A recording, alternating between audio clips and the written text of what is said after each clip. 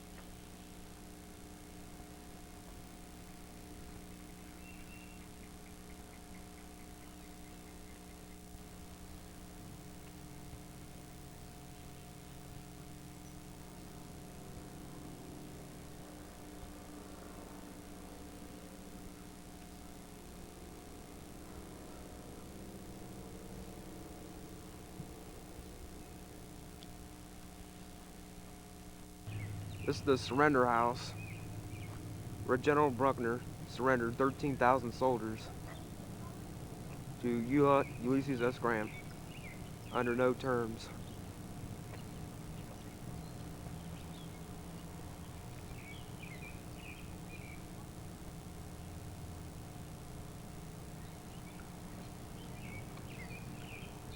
It's the only time in the Civil War where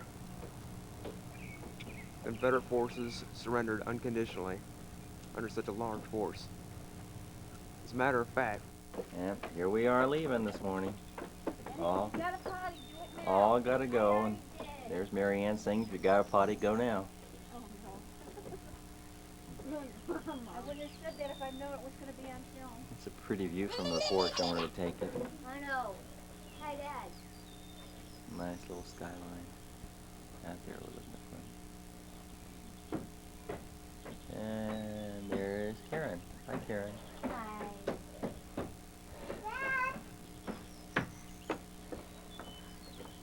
There's Don and Brian. Mr. Twerp. And here's a Mark, picture hey, of the Mark, cabin. The twerp is here. The twerp is here. The ugly is here. The retard is here. The retard is here. I told you. Dum dum dum dum dum. Carrot. Oh. Oh. You want to get a spanking? You want a spanking? And then we end and begin our journey on a fight between Brian and Don.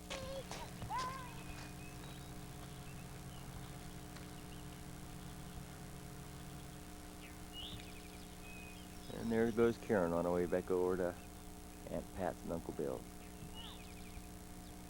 Uncle Bob.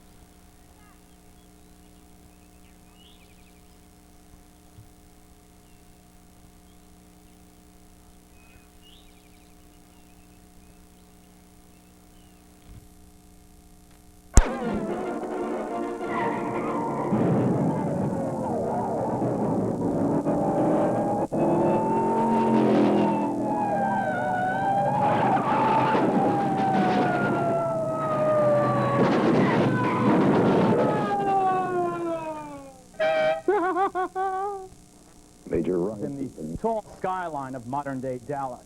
Tonight it serves as our home base, here overlooking Dealey Plaza, for the dramatic conclusion of the trial of Lee Harvey Oswald. 25 years ago, Jack Ruby appointed himself judge, jury, and executioner. With his .38 caliber revolver, he cheated Oswald out of his day in court, and all of the rest of us out of the trial that may have set our doubts to rest. Last night we began to correct that injustice. There are no actors in this real-life drama. There is no script. The judge, Lucius Bunton, is a real federal judge. The jurors were polled from the jury rolls of Dallas County. And as you saw last night, the witnesses are the real people who would have been called 25 years ago. Witnesses who have never before been cross-examined about what they know concerning the assassination of John Fitzgerald Kennedy. The attorneys are these two men.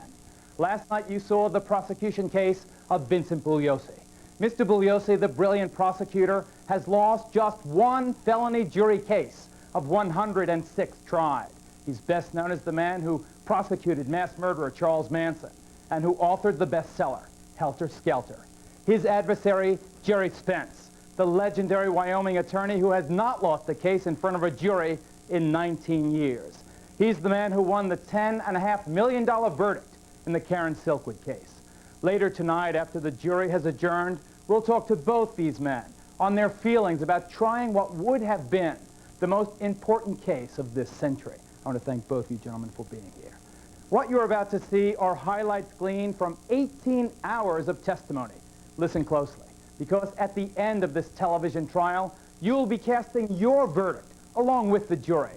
Later tonight, I'll give you special 900 numbers to determine whether Lee Harvey Oswald is guilty or not guilty as charged. So you might want to have a piece of paper and pencil ready. And now it's time for Jerry Spence to begin his defense of Oswald. His first witness will be a man who took his young family to Dallas on that fateful day for a fleeting glimpse of the first family. You've been sworn? Yes, sir. If you would, please have a seat right over here, Mr. Newman.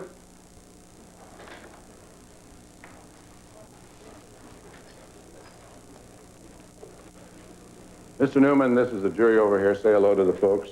Hello. Tell them who you are. My name is W.E. Newman. Where do you live, Bill? I live in Mesquite, Texas. You remember the fateful day when our president was killed? Yes, sir, I certainly do. Were you there? Yes, sir. Where were you? I was standing on the curb in front of the grassy knoll.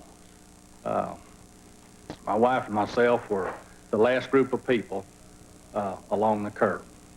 Can you see the grassy knoll here where you were? Yes, sir. Could you just take this blue pen and mark where you were with your wife and children? I believe we were in this area right here. Thank you. Now, just tell the jury in your own words what happened. Well, sir, we were standing along the curb on Elm Street, and as the president's car come towards us, probably 200 feet or so from us, we heard a boom, boom, like that. The president sort of throwed his arms up, and we thought at that time maybe someone had thrown firecrackers or something beside the president's car. And the president was looking into the crowd of people. He was moving his head about and looking into the crowd of the people. And just as the president's car got directly in front of me, and the president was probably 15 feet away, boom, and the side of his ear flew off, and just bits and pieces flew off. I can remember seeing just a white flash and then the red, and the president fell across the car as if you'd hit him with a bat. Fell across the car and back into Mrs. Kennedy's lap. I remember her saying, "Oh my God, they've shot Jack." Who was hurt? Mrs. Kennedy. And then... You were that close you could hear it? Yes, sir, I was as close as from where you're standing to myself, from the president, when the third shot was fired. That time I turned to Gail and I said, "That's it, hit the ground." And we hit the ground because we thought we were in direct line of fire at that time. Where did you think the shots were coming from? Sir, I thought the shots were coming from directly behind. And where would that be on this exhibit?